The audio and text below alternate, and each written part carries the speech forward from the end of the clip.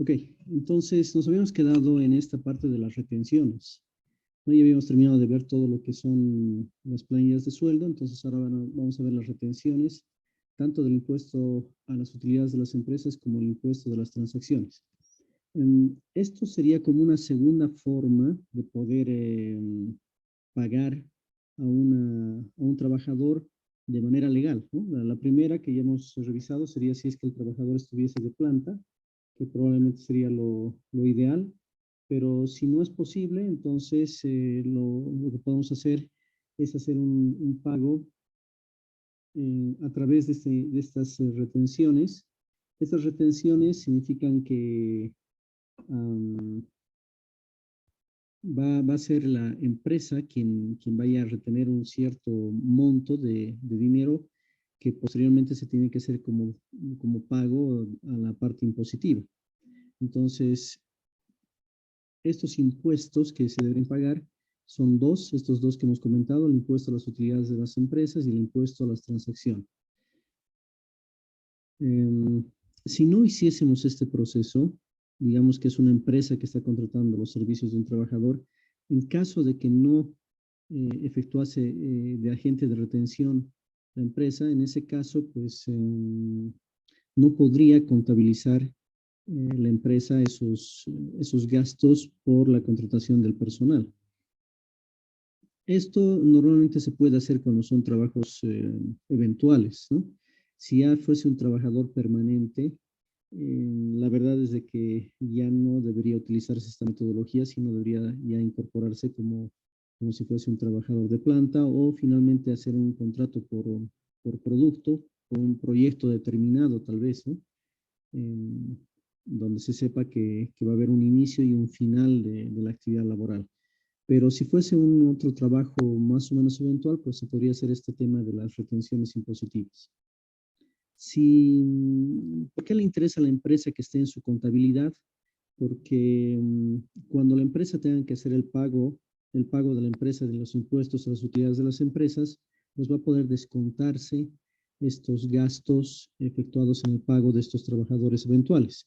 Si no lo hiciese así, si no hace el pago de las retenciones, entonces no va a incorporarse en su balance, en su contabilidad, y en ese caso, pues no va a poder descontarse para el pago de los impuestos a las utilidades de las empresas. Este procedimiento está normado, ahí tienen el decreto supremo que norma este procedimiento, y en las partes más esenciales, las que están ahí en negrillas, esto es parte del decreto supremo, dice que en el caso de prestación de servicios, el impuesto va a ser el 25% del 50% del importe total pagado. Yo sé que está un poco confuso esta forma de redacción, pero después ya lo vamos a entender numéricamente. Y en el caso de venta de bienes dice el 25% del 20%. Bueno, eh, aquí creo que está un poco más claro.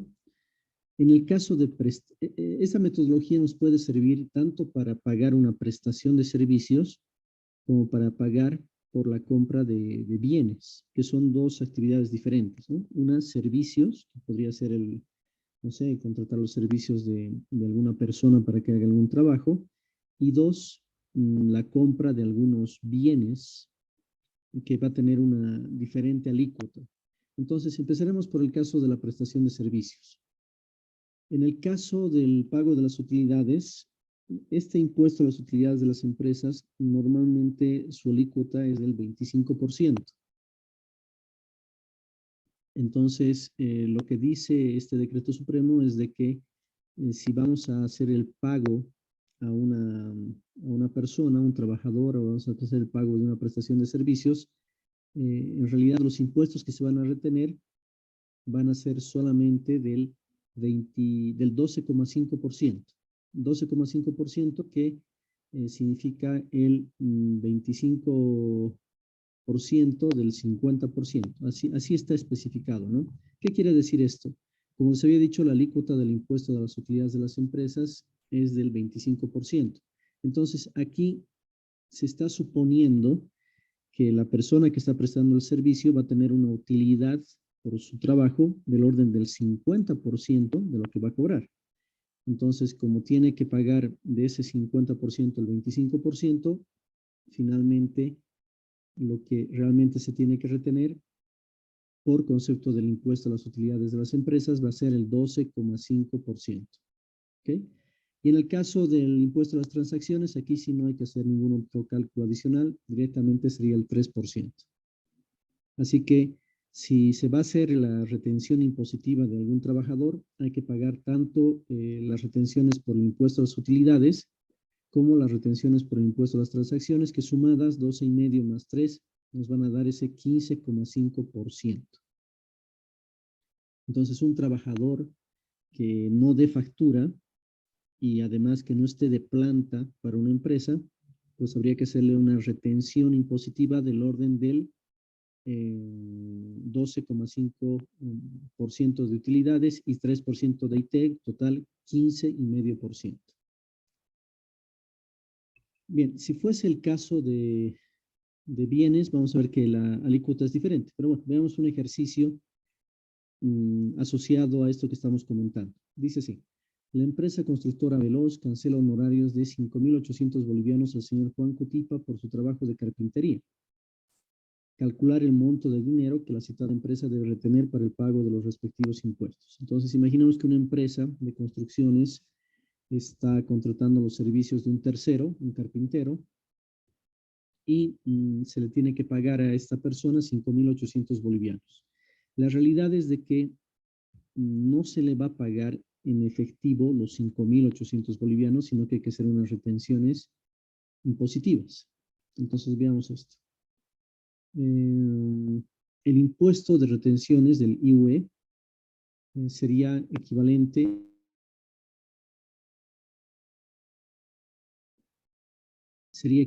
decía, a el 12,5% del total, con lo cual tendríamos 12,5% de 5.800, 725. Adicionalmente, hay que pagar un impuesto de retenciones, que va a ser del orden del 3% de esos mismos 5.800, que van a equivaler a 174 bolivianos. De esta forma, el total de impuestos que se tienen que pagar, y es en realidad un pago que el impuesto lo está pagando el trabajador, ¿no? No es que lo está pagando la empresa. La empresa hace de agente de retención, porque el trabajador no va a ir a impuestos a hacer el pago de forma directa, sino que la empresa va a ser de agente de retención y después la misma empresa va a ser quien deposite ese monto a impuestos. De la misma manera que cuando teníamos un trabajador de planta, la empresa era quien le retenía sus aportes laborales y después los iba a depositar a la cuenta individual de las AFPs, ¿no? Entonces, la empresa la que se encarga de este procedimiento administrativo. Lo que sí va a suceder es de que el ingreso líquido para el carpintero ya no van a ser 5.800 bolivianos, sino que van a ser 5.800 menos 899 igual a 4.901 bolivianos. Eso sería lo que se le pagaría en forma líquida al carpintero. Habría que explicarle de que una parte, esos 899 bolivianos, son a cuenta del pago de impuestos, porque este señor Juan Cutipa no tiene una factura, ¿no? Si tuviese una factura él, pues no hay que hacer nada de este procedimiento que estamos comentando. Esto lo estamos haciendo en el supuesto de que el carpintero no tuviese una factura. Si tuviese una factura, pues ya se pagará los impuestos a partir de la emisión de esa factura. Pero como no los tiene, habrá que explicarle de que igualmente se tiene que hacer un pago impositivo de este 15,5%. La realidad es de que como nosotros no tenemos en nuestro país todavía una cultura impositiva muy arraigada, lo más probable es de que el carpintero pues exija que se le paguen los 5.800 bolivianos líquidos, ¿no? Todo.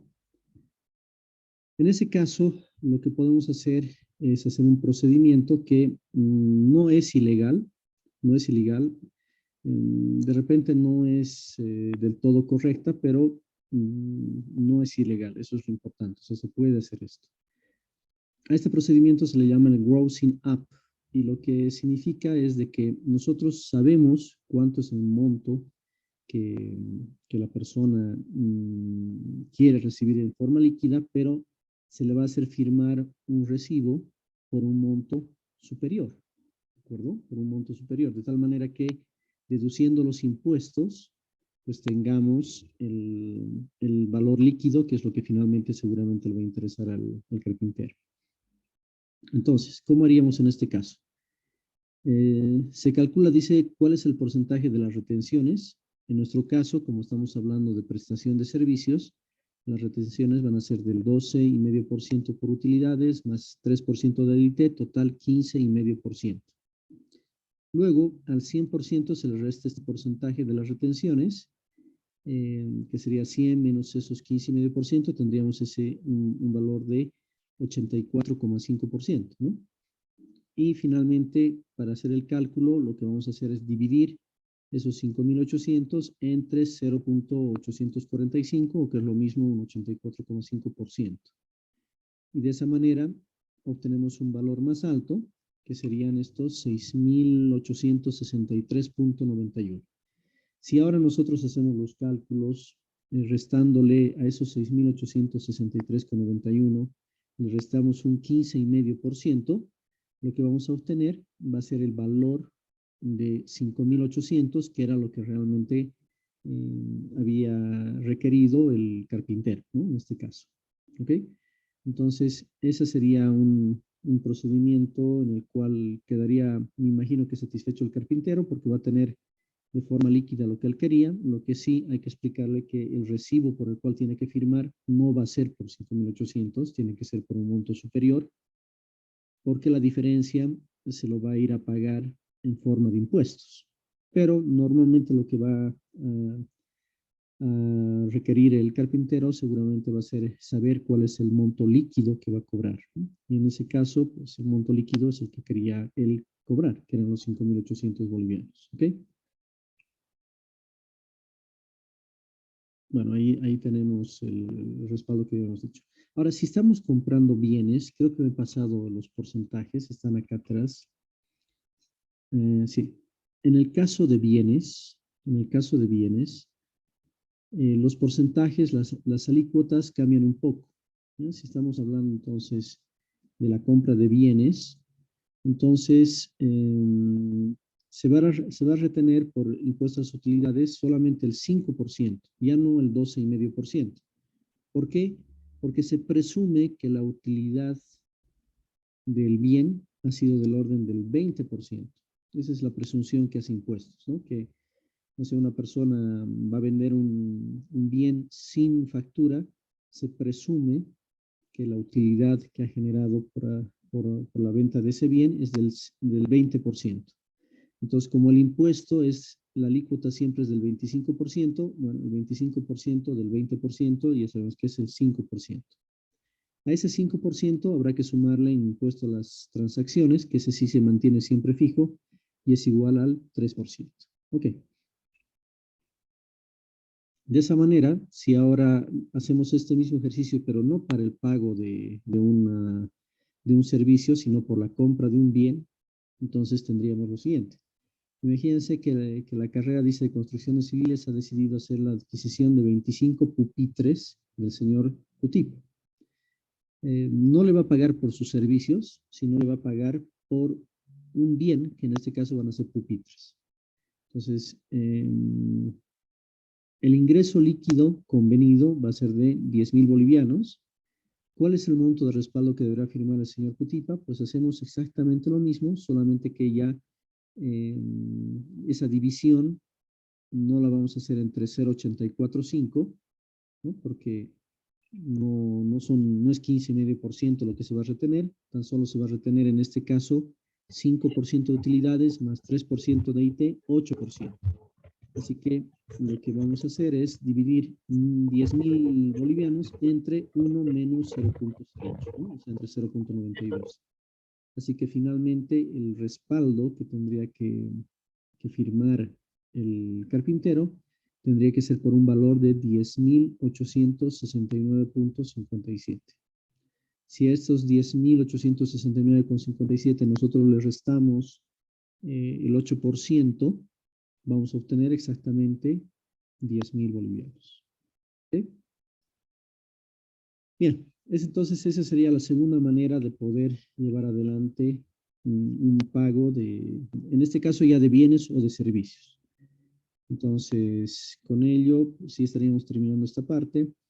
Hay otras formas también legales, por ejemplo, otra opción que no le he mencionado, pero podría ser de que ustedes decidan abrir un NIT como profesionales libres, ¿no? O tal vez las empresas donde ustedes vayan a trabajar les digan, no, nosotros no vamos a ser de agentes de retención y tampoco vamos a colocarte como funcionario de planta. Así que lo que más bien vamos a requerir por tus servicios es una factura. Bueno, en ese caso, ustedes tendrían que ir al Servicio de Impuestos Nacionales, abrir el NIT. Esa tarea siempre es muy sencilla, ¿no? La apertura del NIT seguramente no va a demorar más de, qué sé yo, media hora o menos. En realidad, más van a tardar en la fila que en abrir su NIT. Pero una vez que hagan esto, tienen que saber de que van a ser pasibles a fiscalizaciones, tienen que ser muy responsables con el manejo de sus impuestos, porque de otra manera, pues, al final uno sale perdiendo, ¿no? Con las multas y las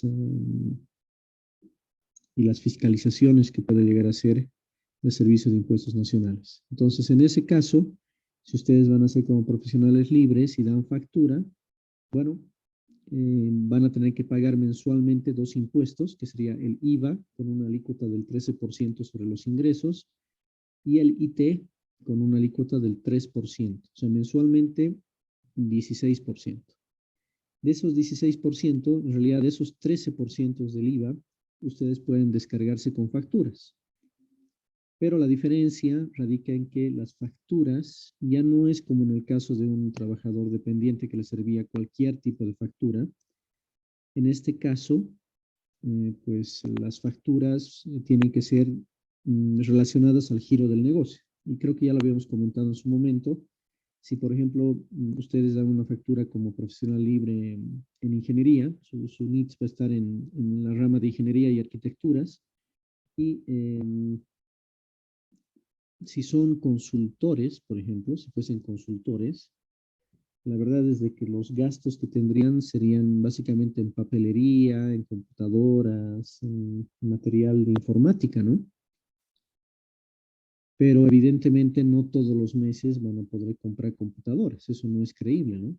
Así que en la realidad, pues tal vez una vez cada 2 años puedan comprarse una computadora y descargarla en sus impuestos, para sus impuestos, pero lo normal, el mes a mes, seguramente van a ser papelería, lo sumo, ¿no?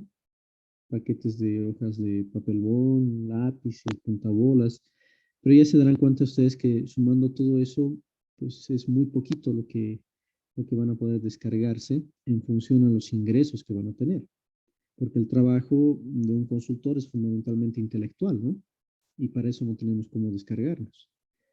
Así que la realidad es de que van a estar pagando unos impuestos mensuales muy cercanos al 16%, muy cercanos. Y eso no es todo, sino que al final de año tienen que hacer un pago del impuesto a las utilidades también, igual equivalente a un 25% de los ingresos que hayan hecho. Ahí sí hay algunas maneras de descargarse, no se va a llegar a pagar el 25 completo, pero ya ustedes ven que en impuestos se les va a ir, no sé, sumando el IVA, el IT y las utilidades, no sé, tal vez un 18%, un 20% de sus ingresos se van a ir en pago de impuestos. Así que, bueno, ya ustedes tienen que ver cuál sería la manera más adecuada para poder realizar su trabajo. Bien. Ok, ¿alguna pregunta, consulta hasta acá? Ya voy a cambiar un poquito de tema. Ingeniero, Sí, adelante. una pregunta. Bueno, tal vez esto se ha explicado más antes, ¿no? Pero por decirle que nuestro IVA es 13%, nos dijo, de los ingresos, ¿no? Y por decirle que ese monto asciende a los 1.500 bolivianos. ¿Cómo funciona esto de las facturas, ingeniero? ¿Las facturas podrían en su totalidad cubrir ese monto, ingeniero, o tiene un límite? ¿O cómo Ya. es que cubre ese saldo o ese dinero? ¿Tendría que tener facturas de 1.500 bolivianos también? ¿O no sé si Ujú. esa parte podría, por favor, explicar? Sí, claro. Sí, sí, sí, Miguel Ángel. Bueno, lo que sucede es lo siguiente, poniendo tu ejemplo, 1.500 bolivianos, me estoy imaginando que es lo que estás facturando, ¿no? Digamos como profesional libre, ¿no? Imagínate que estás como profesional libre y estás facturando por un valor de 1.500 bolivianos. Lo que vas a pagar en impuestos sería el 13%, esa es la alícuota del impuesto al valor agregado, el 13% de esos 1.500 bolivianos. Pero, pero hay la posibilidad de poder descargarse con facturas. Si lo que has ingresado son 1.500 bolivianos, entonces, pues lo que se denomina el débito fiscal es el 13% de ese valor, lo que tenías que pagar en impuestos.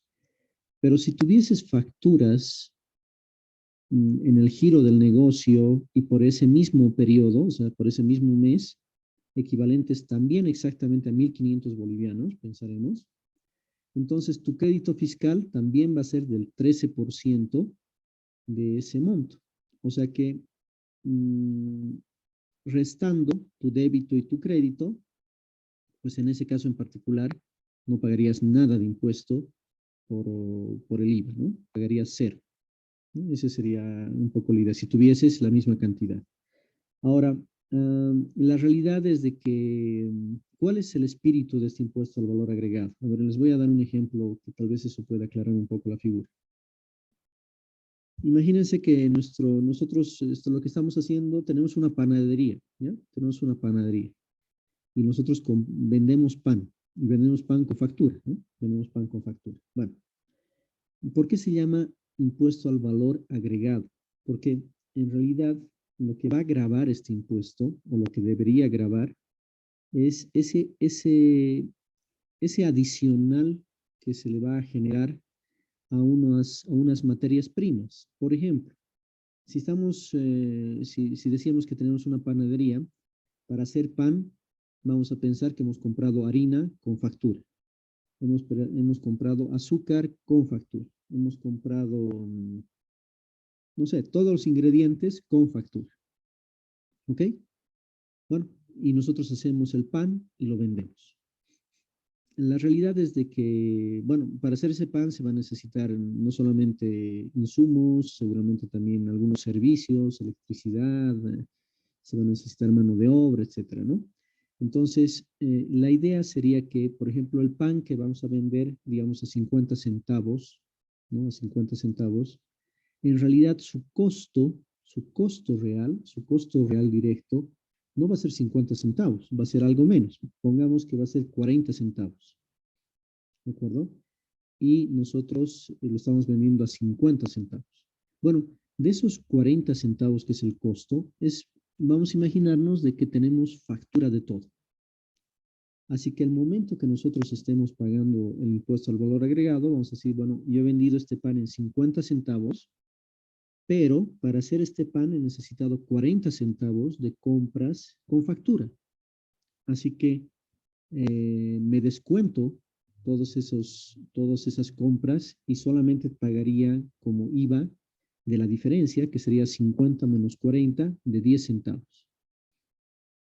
¿Ok? Y de IVA pagaría esos 10 centavos, un 13%. Ese sería el concepto de este impuesto al valor agregado, ¿no? Que en realidad estamos grabando, o impuesto está grabando ese añadido que un productor o una persona que da un servicio, ese añadido que se incluye, que se adiciona a la materia prima y a todos los factores de producción que se han requerido para producir ese bien o servicio. Ese sería el espíritu. Entonces, no sería muy lógico, en ese sentido, no sería muy lógico de que tus compras de facturas sean iguales o peor, superiores a tus ventas, ¿no? Porque eso estaría diciendo que, no sé, para hacer un pan te cuesta, por ejemplo, 70 centavos de boliviano y lo estás vendiendo en 50. No tendría lógica, ¿no? Estaría siempre a pérdida, ¿no? Y ese negocio tendría que cerrar. Así que, bueno, ese es un poco el espíritu. Ahora, en la parte práctica, es lo que yo te decía, ¿no? Las facturas van a ser, se descuentan el 13%.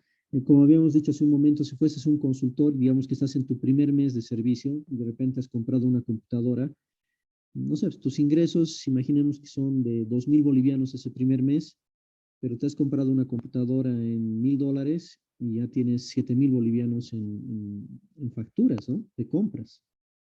Entonces, en ese caso, no solo que no vas a pagar ni un centavo por este impuesto al valor agregado, porque tus compras exceden a tus ventas, sino que la diferencia, ¿no? La diferencia, una vez que ya hayas saldado todas las ventas que tenías, vas a tener una cierta diferencia. Esa diferencia la puedes utilizar en el siguiente periodo. Pero vuelvo a repetir, no vas a poder comprar computadoras cada mes, ¿no? Así que en algún momento ya vas a tener que empezar a pagar por este impuesto al valor agregado. No, no sé si me he dejado entender. Sí, sí, ingeniero. Ya, listo. Muchas gracias. Bueno, entonces, si no hay otra consulta, no sé si hay alguna consulta más, pues ya podríamos pasar un poco del tema. Recuerden que estamos viendo en este capítulo el estudio técnico, ¿no? Estudio técnico.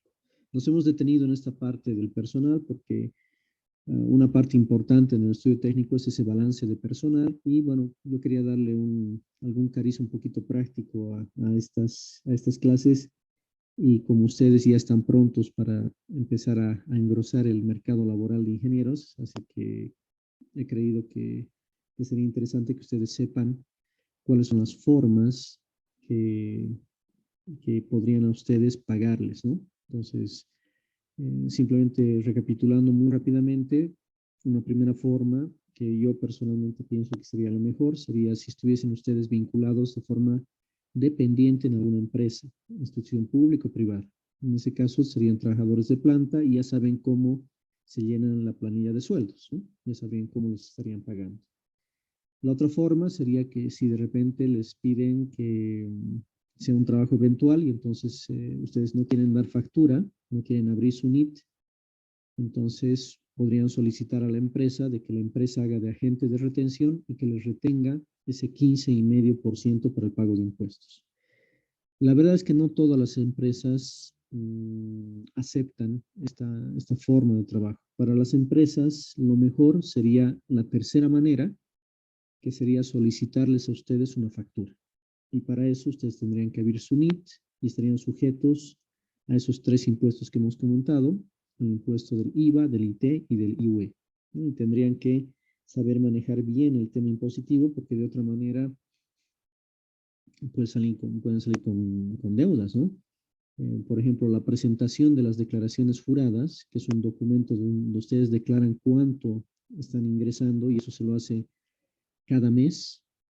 Dependiendo de la terminación de su número de NIT, van a tener una cierta fecha de presentación.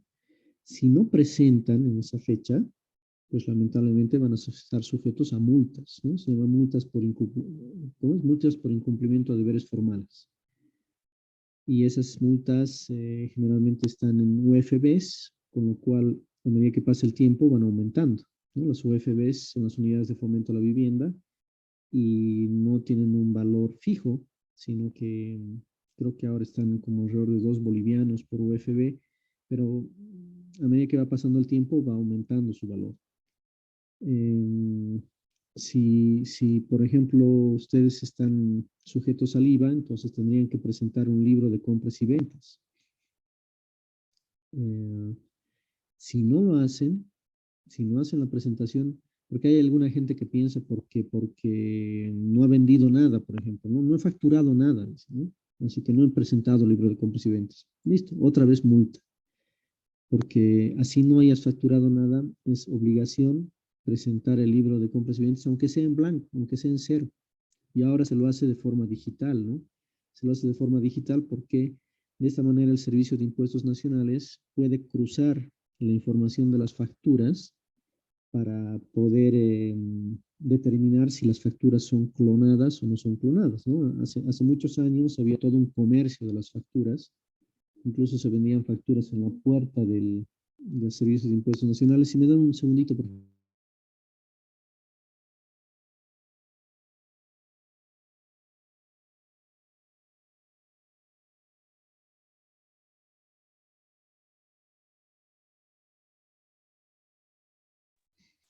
Un momentito, por favor, ¿ya? Les voy a pedir un minutito, 2 minutos. Lo que pasa es que estoy con problemas en el internet. No sé si, creo que el día de ayer también he estado y justamente están revisando ese tema, ¿ya? Así que por favor les voy a pedir un par de minutitos.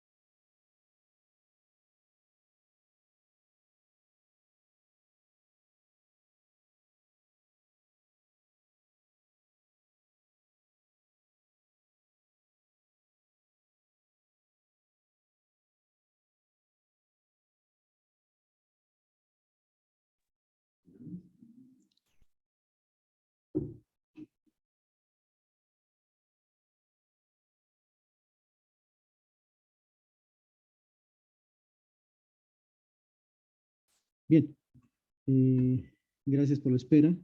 No sé si me están escuchando, por favor. Tal vez si me pudiese alguien confirmar. Sí, ingeniero. Ya, gracias. Bien, entonces eso sería este tema. Ya les decía esas formas de poder trabajar y poder percibir una remuneración por su trabajo, ¿no?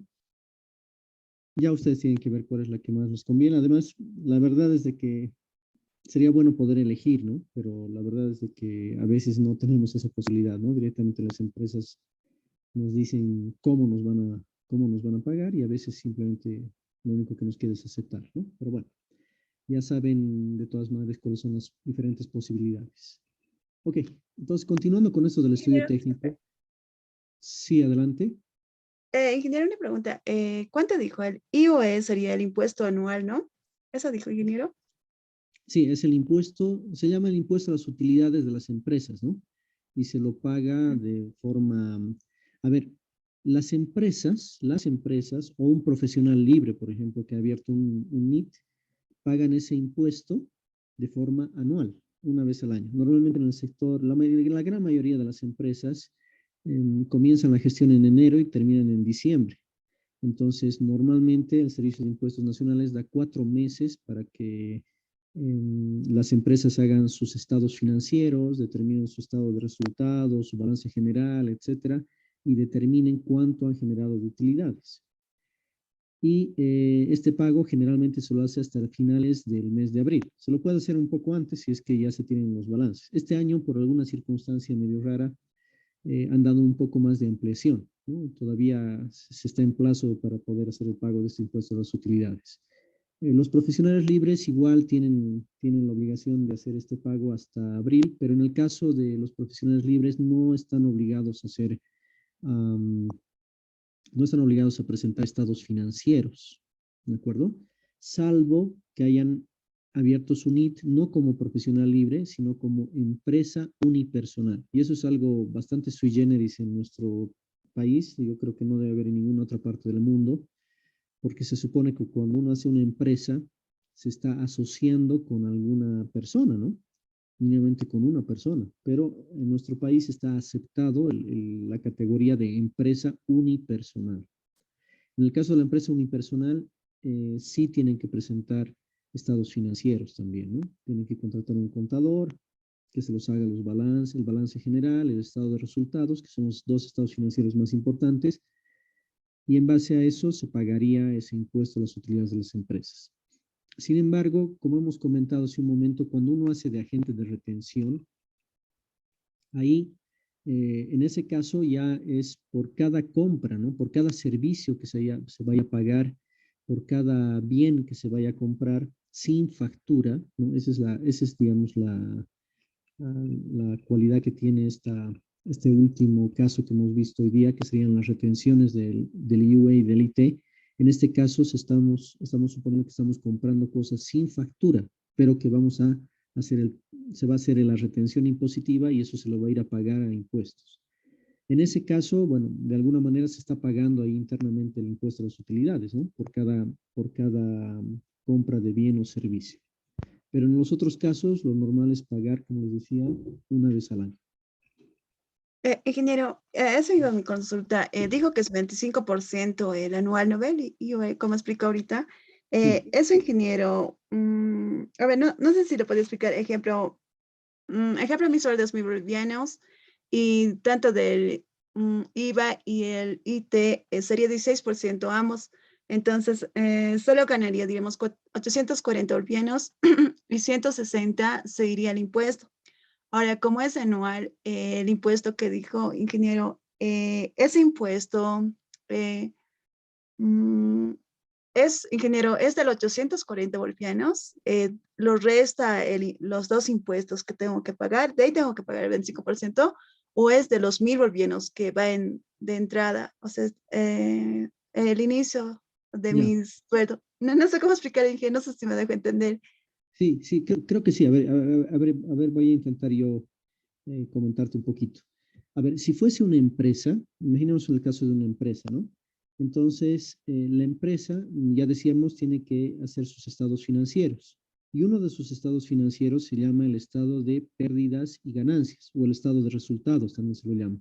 Y como su nombre indica, en ese estado de resultados, lo que se va a hacer es hacer como una especie de resumen de todos los ingresos que ha tenido la empresa durante un año y todos los egresos que ha tenido durante todo un año. Por supuesto, tanto los ingresos como los egresos tienen que estar respaldados, ¿no? Por facturas, normalmente.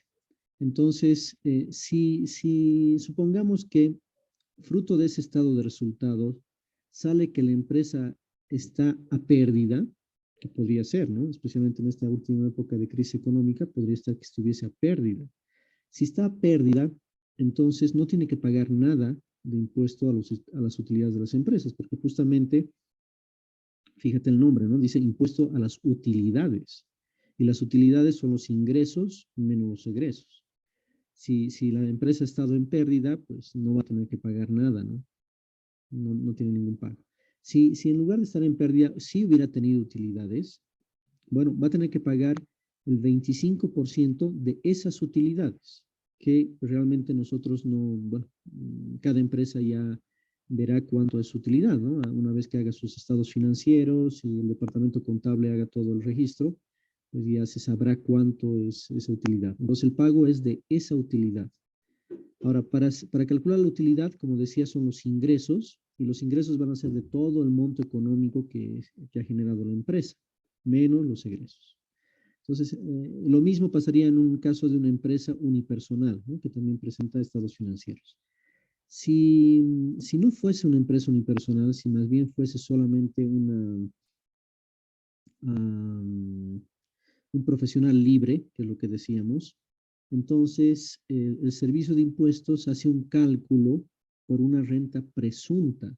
Ahí ya no hacemos ese cálculo de, justamente ya no hacemos el cálculo del balance, no tenemos que hacer el cálculo del estado financiero, ¿no? No se presentan registros contables, sino que se hace unos cálculos en función, sí, de los ingresos de todo el año y en función de los egresos. Pero ya no sale 25% del monto, ¿no? Sale un monto menor. Ahora mismo ya no me estoy acordando cuánto puede salir, pero sale un monto menor. Y ese porcentaje sí es respecto del ingreso total ganado de todo el año, ¿no? De todo lo que ha facturado durante todo ese año, sale un porcentaje, pero que no va a ser el 25%, sino va a ser un porcentaje más bajito, ¿ya? Si estuviese la persona trabajando de planta, no tiene que pagar el impuesto a las utilidades de las empresas directamente. O sea, no está sujeto solamente, y hemos comentado, está sujeto solamente al RC-IVA, ¿no? El régimen complementario del IVA. Y finalmente, si es que este trabajador fuese como un trabajador eventual que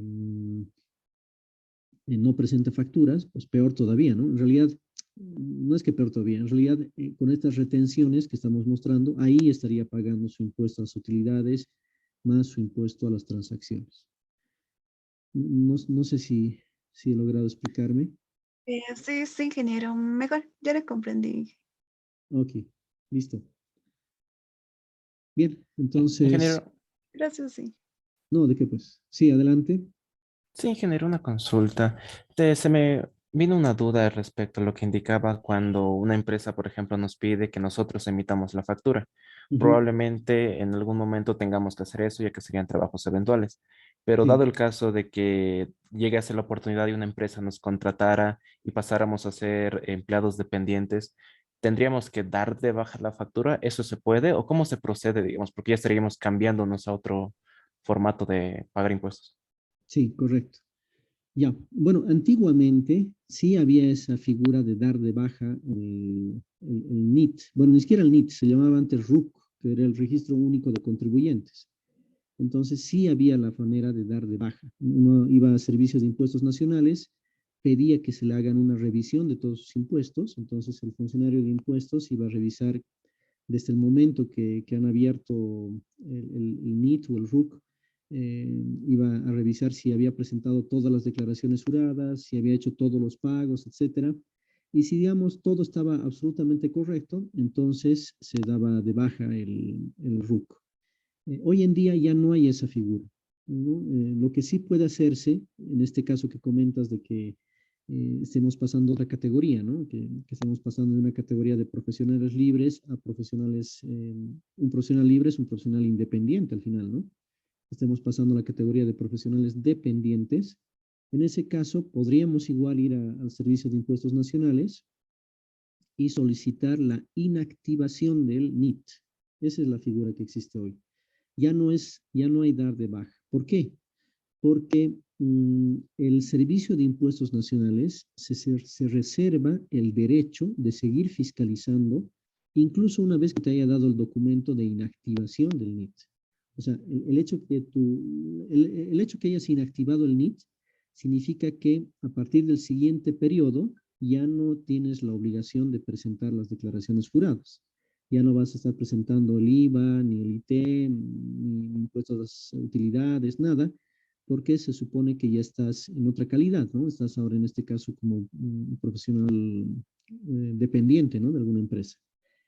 Eso es lo único que te permite la inactivación, ¿no? Pero no significa que el día de mañana impuestos se le ocurra hacer una fiscalización y, digamos, observa que una de tus facturas supuestamente es clonada.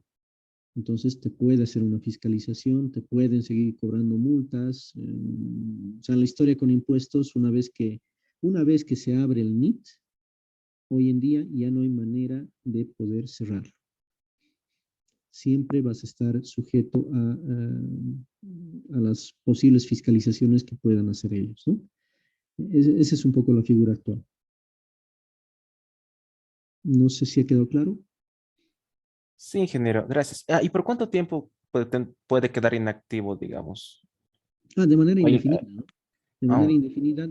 Lo interesante de ahora de inactivo y activo es de que si el día de mañana tú decides retirarte de esa empresa que estabas de carácter dependiente y vuelves a trabajar como profesional libre, entonces vas a impuestos y solicitas que te activen tu NIT. Entonces, lo van a volver a activar y desde ese momento ya puedes solicitar una dosificación de facturas, tienes ya todas las obligaciones que tenías antes, ¿no? De presentar las declaraciones juradas, etcétera.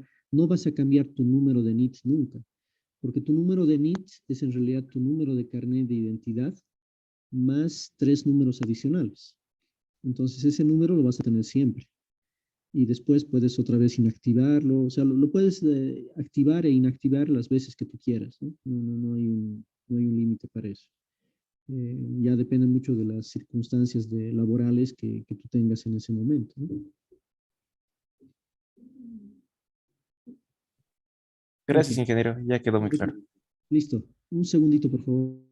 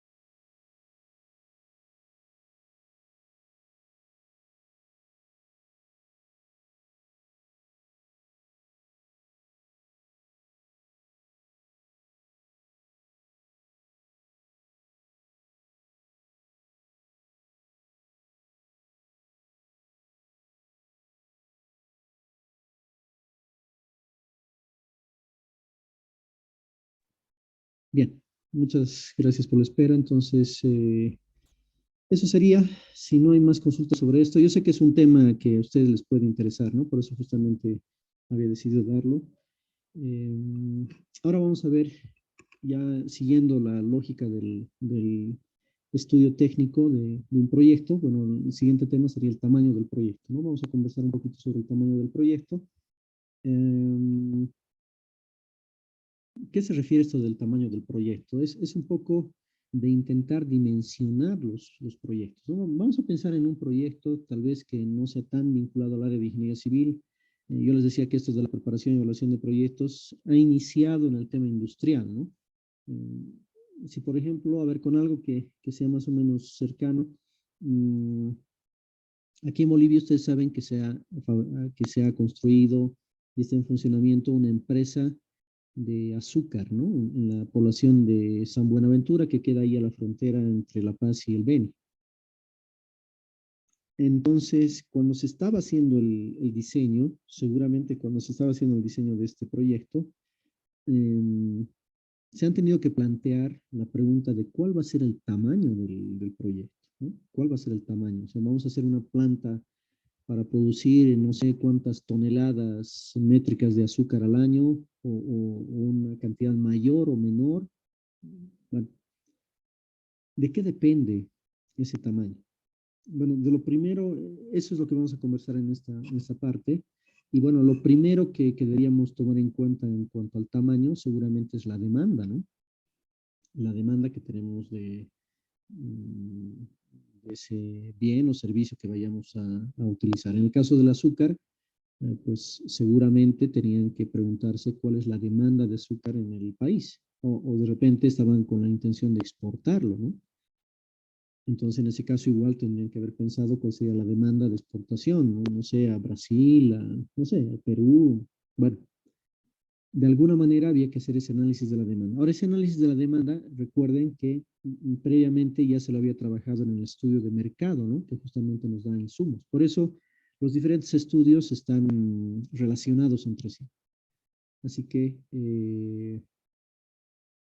el tamaño del proyecto va a ser dependiente, entre otras cosas, principalmente de la demanda. Sería totalmente ilógico de que hagamos un proyecto muy grande cuando la demanda es muy pequeña, ¿no? Y a eso se le llama, en la jerga cotidiana, le llamamos elefantes blancos, ¿no? Ustedes seguro que han escuchado ese término, porque en Bolivia pues, se tienen muchos elefantes blancos, lamentablemente, ¿no? Especialmente se tienen muchos elefantes blancos no en empresas privadas, ¿no? Porque, claro, cuando uno es empresario, entonces va a intentar optimizar sus recursos, ¿no?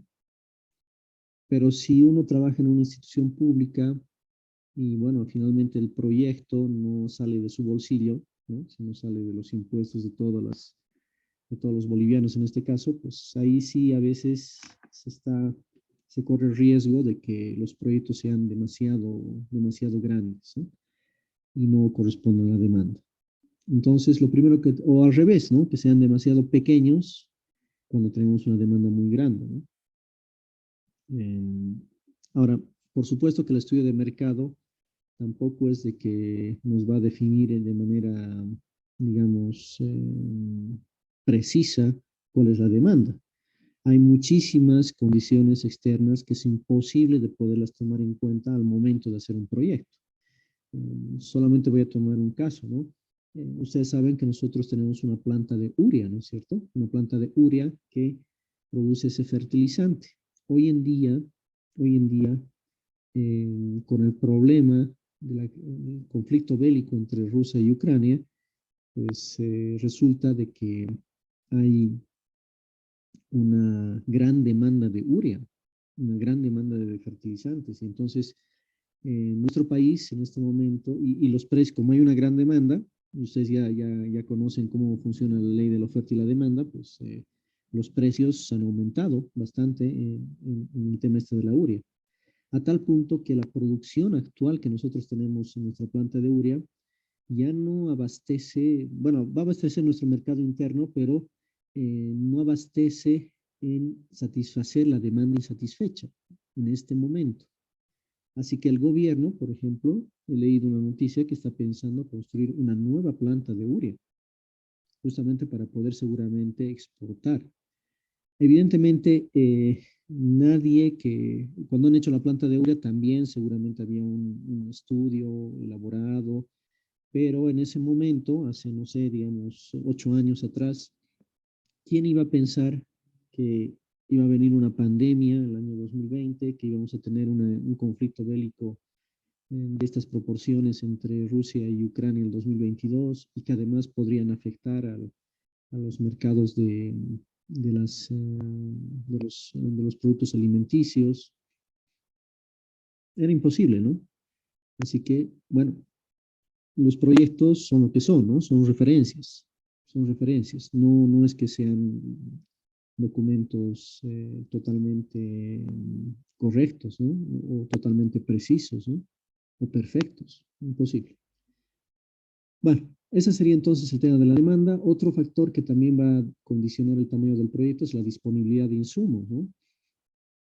Por supuesto, no vamos a hacer en esa planta de azúcar. Primero lo vamos a hacer al lado de donde están las plantaciones de azúcar, ¿no? Ese tema es la localización, que ya lo vamos a ver un poco más adelante. Pero nuestra planta tiene que estar acorde a los insumos que tenemos, ¿no? Si tenemos tantas hectáreas de caña de azúcar en la zona, pues no vamos a hacer una planta que sea mucho más grande, de una capacidad mucho mayor de la producción de caña de azúcar que tenemos en la zona, ¿no? O sea, es una cosa que parece bastante obvia, pero la realidad es de que hay, ya les decía, varios proyectos que que no han contemplado estos temas y al final han salido lo que han salido, ¿no? Bien, y finalmente en cuanto al tamaño, otros factores serían la localización, el plan estratégico comercial de desarrollo futuro, ¿no? Si es que de repente se tiene pensado que se va a hacer una pequeña planta primero y en función de cómo vaya avanzando la demanda, pues en algún momento ya se piensa construir una nueva planta, etcétera. Todo eso, pues todo eso se lo puede estimar cuando se esté elaborando el proyecto. Bien. Creo que esa es la parte sustancial de este tema. Aquí es mucha teoría. Vamos a ver algunas cosas. Bueno, dice que la distribución geográfica del mercado, muchas veces cuando se va a seleccionar distintos tamaños, está asociado también a las economías de escala. Estas economías de escala son la situación en la que el aumento en el tamaño de la empresa, dice, generaría un aumento en sus beneficios. El momento en que la expansión produce un mayor rendimiento para la organización. Economías de escala normalmente se habla cuando ya no se hace una producción, digamos, a escala pequeña, ¿no? O sea, estamos hablando hace un momento de los panes, ¿no? Bueno, podríamos tener una panadería, pero podríamos tener una fábrica de panes. En la medida que aumente el tamaño de nuestra empresa, la verdad es de que los costos unitarios se van reduciendo. Eso es algo normal, ¿no? O sea, ¿por qué? Porque la producción se vuelve, vamos a decir, industrial, ¿no? Si yo cuando tenía una panadería, pues tenía que ocuparme tal vez de hacer el pan, tenía que ocuparme de cobrar, de vender el pan, de cobrar, tenía que ocuparme de limpiar la panadería. Bueno, si ahora tenemos una fábrica, entonces las personas que trabajan en la fábrica van a tener trabajos sumamente especializados, ¿no? No sé, alguno controlará la cantidad de ingredientes, la cantidad de azúcar, el otro controlará el amasado, qué sé yo. Pero eso hace que los costos puedan disminuir. Bien. Bueno, esto también del tamaño puede estar asociado a los costos de distribución, que son los pagos que se realizan para poner el producto en el mercado y obtener su recuperación por medio de la venta. Esto también es importante saber, bueno, ya produzco, ya tengo, pero ¿cómo lo vendo? Bueno, lo llevaré a un supermercado, habrán costos de distribución, ¿cuál será la forma más eficiente de poder vender mi producto o servicio? Bueno, disponibilidad de insumos, creo que ya lo hemos comentado. No quiero cansarlos con toda esta teoría. De todas maneras, ustedes pueden revisarlo. Ya está este documento ahí en la plataforma. Estrategia comercial, la tecnología. Bueno, el tamaño de las empresas. Aquí es un cuadrito simplemente para tener una idea de cómo son las empresas en nuestro país. Podríamos dividir a las empresas en microempresas, si tuviesen menos de 10 empleados, en pymes, pequeñas y medianas empresas de 10 a 49 empleados y en grandes empresas de más de 50 empleados. Entonces, si ustedes se fijan, la gran mayoría de las empresas en nuestro país son microempresas, ¿no? Son empresas hasta familiares. Fíjense, 411,000, estos datos no recuerdo bien de qué año son, seguramente han cambiado, pero a ver, ojalá que tal vez en la siguiente diapositiva tenemos la fecha, pero fíjense de que puede ser que haya sido de hace unos 5 años atrás, o un poquito más tal vez, pero de 417,000 empresas, fíjense que 411,000 eran microempresas y concentraban a la gran cantidad de trabajadores, ¿no? El 80% de los trabajadores pues, trabajan en microempresas. Pero si ya vemos desde el punto de vista de su participación en el Producto Interno Bruto, o sea, de su producción, podemos ver que su participación ya no es tan alta, ¿no?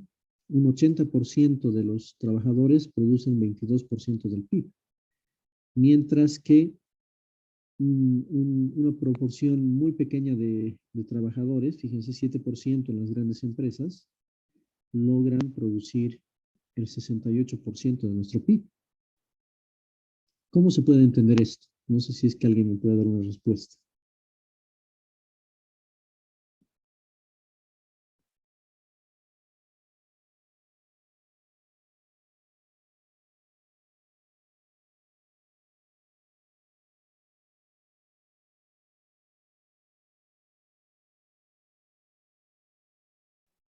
En realidad lo que pasa es, bueno, hemos hablado de las economías de escala y lo que pasa es de que las grandes empresas normalmente son muy tecnificadas.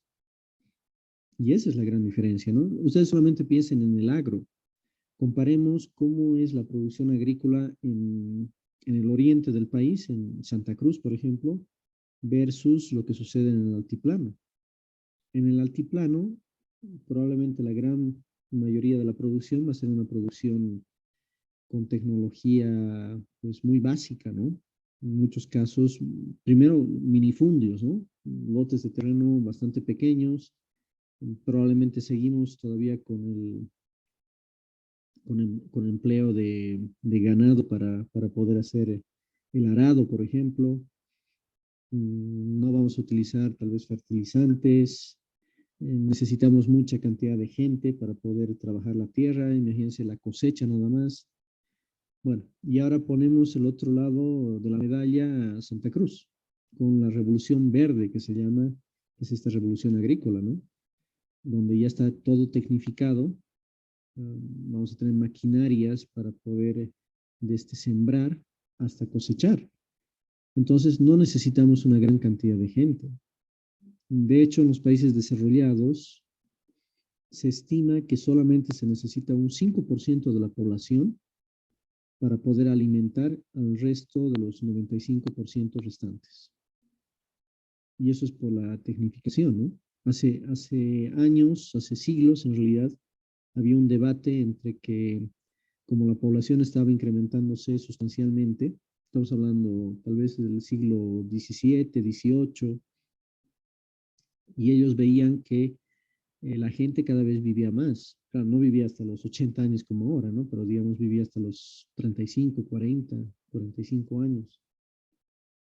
Y ellos pensaban que en algún momento los alimentos no iban a alcanzar para poder alimentar a toda esa población que estaba creciendo, ¿no? Esas son las teorías malthusianas. Malthus pensaba que la población estaba creciendo de manera exponencial, mientras que los alimentos solamente podían crecer de manera lineal.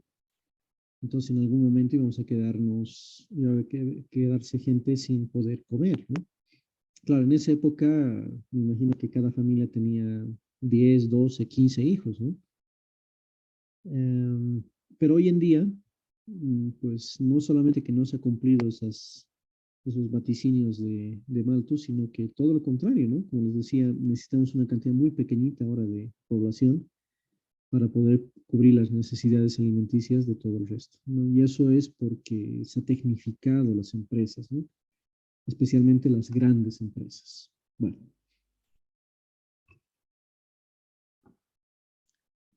¿Cómo es la estructura empresarial en Bolivia?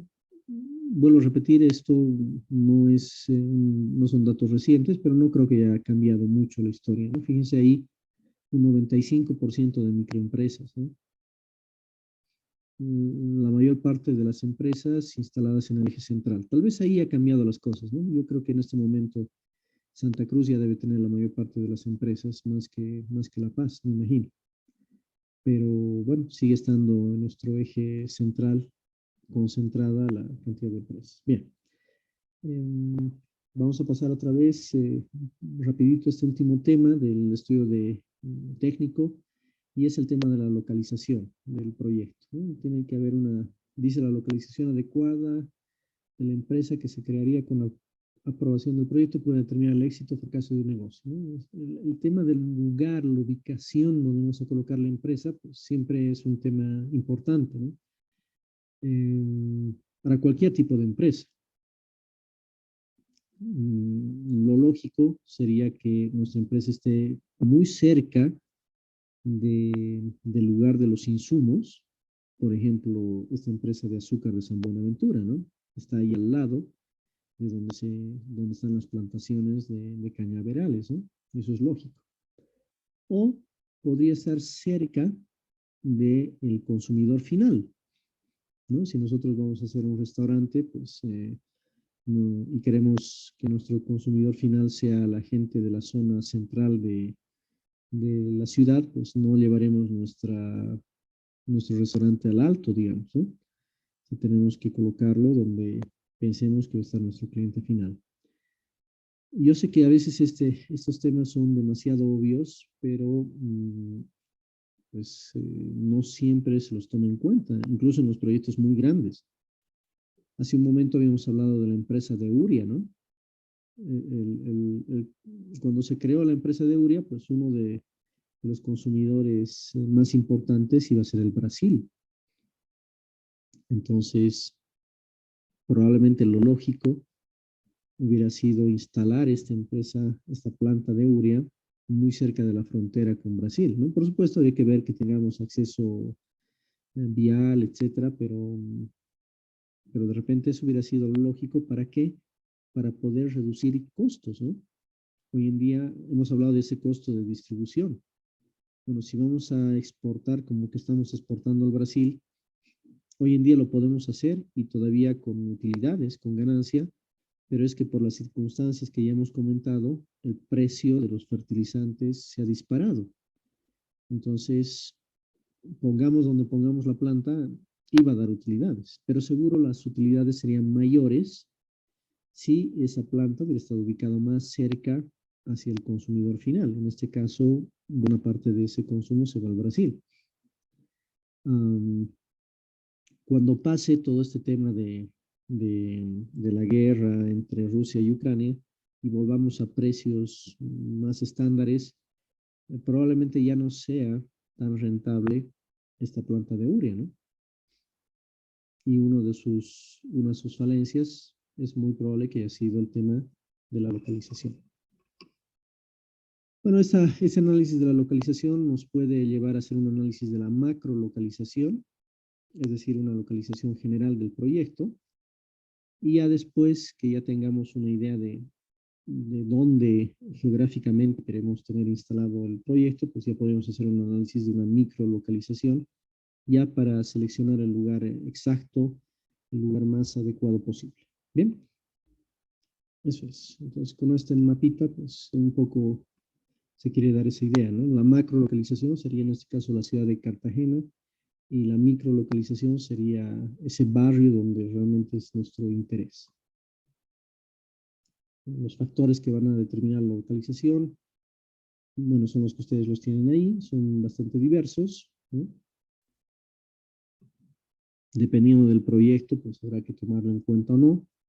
No sé, si nuestro proyecto ya más en el área de civil fuese un proyecto carretero, pues ahí ya sabemos por dónde más o menos tiene que ir la carretera, ¿no? No vamos a hacer un análisis tal vez tan detallado de todos los temas que se están viendo en esta diapositiva. Va a depender mucho, por eso les digo, del tipo de proyecto. Ok. Bueno, eso es todo lo que sería este capítulo, que nos hemos extendido bastante del estudio técnico. Tenemos unos minutos, así que me gustaría ya iniciar con el siguiente capítulo. Si no hay ninguna consulta, por supuesto, si hay alguna consulta, pues avísenme y podemos revisar. Y si no fuese así, pues ya empezaríamos ya no nos faltan muchos capítulos, pero tampoco ya tenemos mucho tiempo, ¿no? Para terminar la materia. Así que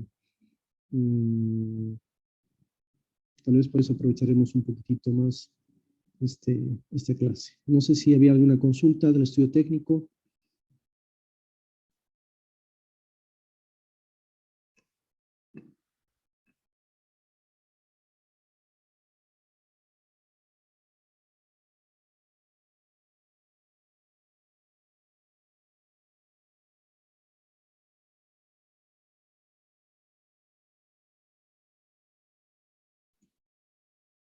Bueno, entonces vamos a empezar un nuevo capítulo. Esta dice una introducción a las matemáticas financieras. En realidad, tal vez más que introducción, hubiera sido un repaso, ¿no? de lo que ustedes seguramente han visto en su materia de ingeniería económica, pero como ya han pasado varios semestres, creo que está bien que podamos recordar un poquito de qué trataba esto de la ingeniería económica. Esta materia de ingeniería económica se constituye en un puente entre lo que sería la materia de estadística y probabilidades y la materia que estamos viendo ahora, que es la de formulación y evaluación de proyectos, ¿no? Estas tres materias pues están relacionadas, tienen un componente también económico. Tal vez la primera, bueno, es una herramienta básica que sirve para cualquier área del conocimiento, ¿no? Y que le hemos empleado también en nuestra materia, ¿no? Recuerden que hemos recordado un poco sobre los análisis de regresión, ¿no? Que lo han visto en su materia de estadística. Bueno, ahora vamos a recordar un poquito sobre lo que seguramente han visto en su materia de ingeniería económica, que nos va a ser de utilidad ya para la última fase de los estudios, que es el estudio financiero, que es donde vamos a resumir toda la información económica del proyecto a través de la construcción de un flujo de caja. Pero empecemos entonces recordando algunos conceptos. El interés, ¿no? El interés, dice, es el alquiler o rédito que debe pagarse por una suma de dinero tomada en préstamo. Para hacer cualquier bien, para producir, perdón, cualquier bien o servicio, se necesitan de factores productivos. Ya habíamos hablado que entre los factores productivos, pues tendríamos el capital, tendríamos ¿qué más? El trabajo, tendríamos la tierra, esos son los tres factores productivos clásicos. A eso podríamos incrementarle también el tema de la tecnología. Pero bueno, si nos concentramos en el capital, ¿no? Pensada, por ejemplo, el capital puede estar pensado en la cantidad de dinero, pero también podría ser capital, los equipos, la maquinaria, ¿no? Que se tenga. Si pensamos en el dinero, bueno, entonces sabemos de que si nos tomamos en préstamo una cierta cantidad de dinero, lo lógico es de que esto sea retribuido a través de un interés. Ese es el negocio de los bancos, ¿no? Y de poder cobrar una tasa de interés cuando dan créditos mayor a la que otorgan cuando les pagan a los ahorristas, ¿no? Hemos hablado de ese interés, esa tasa de interés activa, que va a ser la que el banco cobra a los prestatarios, y la tasa de interés pasiva, que es la tasa de interés que más bien paga el banco a los ahorristas, ¿no? Tiene que haber una diferencia. Por supuesto que la tasa de interés activa tiene que ser superior a la tasa de interés pasiva, porque si no, no sería un negocio para el banco. Bien, para calcular el interés, no la tasa de interés, para calcular el interés en unidades monetarias, se necesita del conocimiento de tres variables. Una primera variable va a ser el capital de origen o al inicio del periodo cero, el capital inicial, por ejemplo, el dinero que nos presta el banco, que es la suma de dinero tomada en préstamo en unidades monetarias. La otra variable sería el tiempo, ¿no? Saber en cuánto tiempo nos van a otorgar ese préstamo, por ejemplo.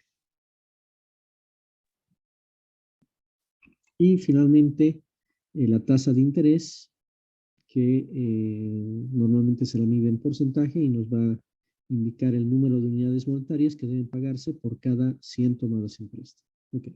En cuanto al tiempo, nos hemos olvidado mencionar de que hay dos maneras por lo menos de poderlo asumir. Una primera es utilizando un año comercial, suponiendo que todos los meses del año tienen 30 días, ¿no? Y por tanto el año tiene 360 días. Es una manera que se la puede utilizar. Y la otra forma sería utilizar el calendario exacto, ¿no? O sea, el calendario tal y como se tiene en cada año, tomando en cuenta el número de días por cada mes. Bien. Bueno, con esos tres datos, nosotros vamos a ser capaces entonces de calcular el interés. ¿Cómo lo calculamos?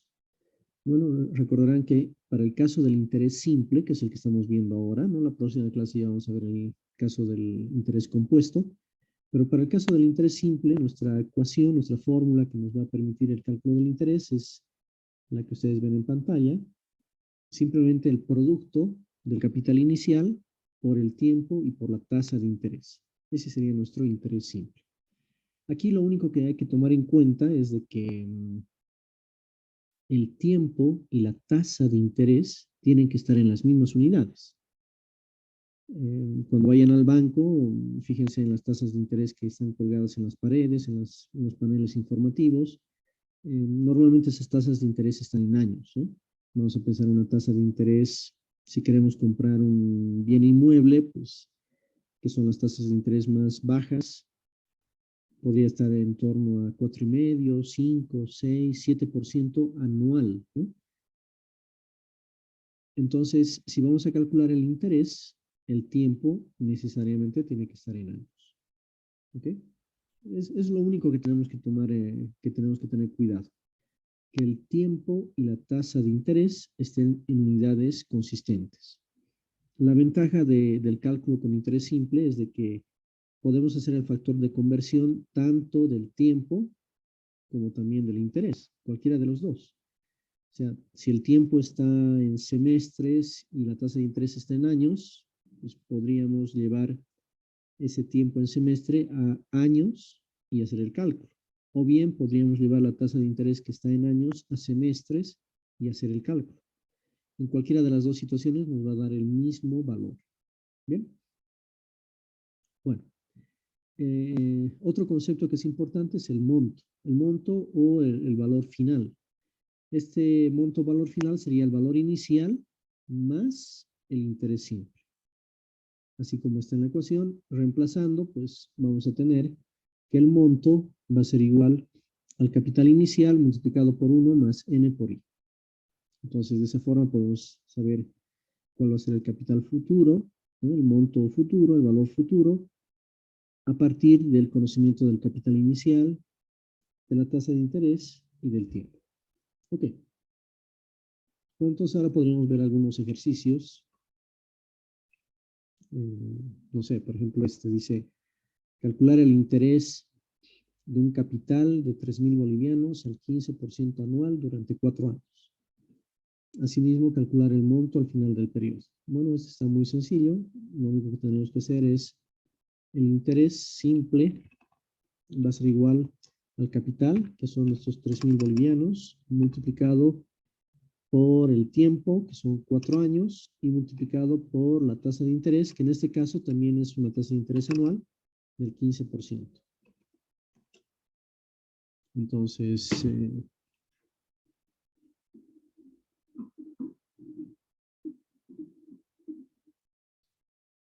si hacemos el cálculo, pues tendríamos 3,000 por 4 por 0,15, perdón, que eso nos va a salir igual a 1,800. Ese sería el valor del interés simple para este caso. Y el monto,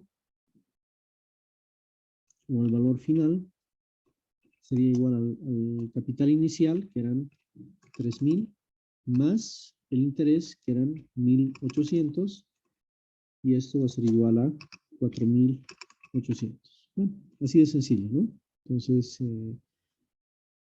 ahora para ir practicando, pues les voy a dar la oportunidad de que ustedes puedan hacer los cálculos y la primera persona que me coloque en el chat la respuesta correcta va a tener 3 puntos adicionales para su examen del segundo parcial. ¿Ok?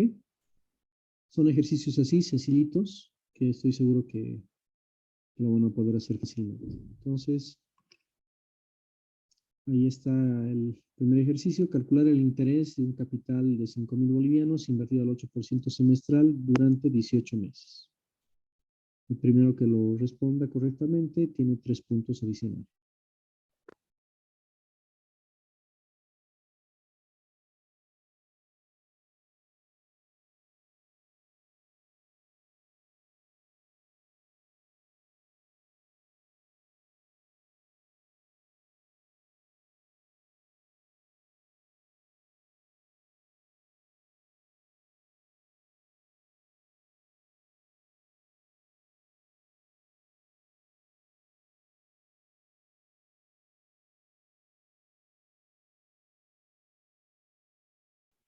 Ya tenemos una respuesta, pero no está correcta. A ver, vamos revisando.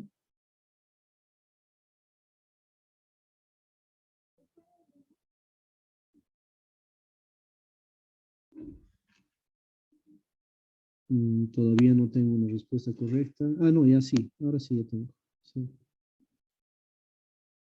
El primero que ha puesto la respuesta correcta sería Rodrigo Gutiérrez, ¿no? Rodrigo Gutiérrez nos ha puesto 1,200, ¿no? 1,200 unidades monetarias o 1,200 bolivianos en este caso.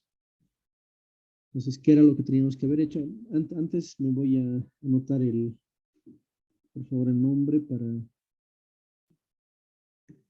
tener esos puntitos adicionales. Un ratito, por favor.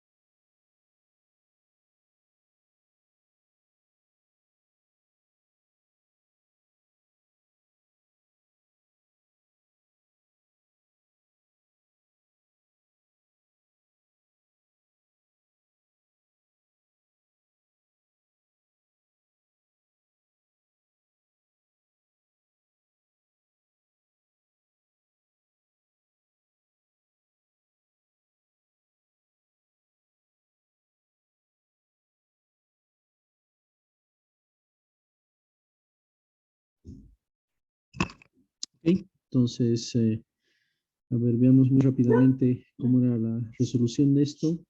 El interés simple iba a ser a 5,000 capital inicial podríamos haber utilizado la tasa de interés de esa tasa de interés, en realidad, fíjense que es 8% semestral. Nosotros tenemos meses, ¿no? 8% semestral. Si hubiéramos hubiéramos tenido dos posibilidades, ¿no? Cambiar la tasa de interés. Si hubiéramos cambiado la tasa de interés, esa tasa de interés sería igual, es una tasa de interés, ya sabemos, del 8% semestral. Si lo quisiéramos poner en una tasa de interés mensual, entonces tendría que haber sido 8 dividido entre 6, ¿no? Y eso nos hubiera salido 1,33 periódico por ciento mensual.